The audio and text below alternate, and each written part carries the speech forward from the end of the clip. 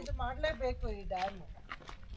Hi ವೀಕ್ಷಕರೇ, ನಾನು ಇವತ್ತು ಗಾಯತ್ರಿ ಜಲಾಶಯಕ್ಕೆ ಬಂದಿದ್ದೀನಿ. ಇದು ಹಿರಿಯೂರು ತಾಲೂಕು, ಚಿತ್ರದುರ್ಗ ಡಿಸ್ಟ್ರಿಕ್ಟಿನ ಜೆ ಹಳ್ಳಿಯಲ್ಲಿ ಇದೆ. ಇದು ಸುವರ್ಣಮುಖಿ ನದಿಗೆ ಅಡ್ಡವಾಗಿ ಕಟ್ಟಿರುವುದು. 1963ರಲ್ಲಿ ಇದನ್ನು ಮೈಸೂರಿನ ಜಯಚಾಮರಾಜೇಂದ್ರ ಒಡೆಯರು ಕಟ್ಟಿಸಿದ್ದು.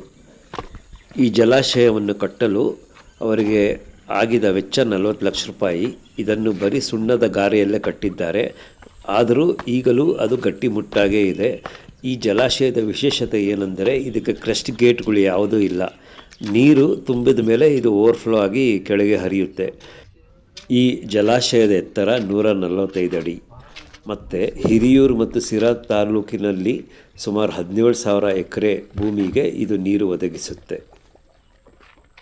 ಇಲ್ಲಿಗೆ ಪ್ರವಾಸಿಗರನ್ನು ಆಕರ್ಷಿಸಲು ಸರ್ಕಾರದವರು ಇದರ ಸುತ್ತಮುತ್ತಲಿನ ಪ್ರದೇಶದಲ್ಲಿ ಪುನರ್ ನಿರ್ಮಾಣ ಮಾಡಿದ್ದಾರೆ.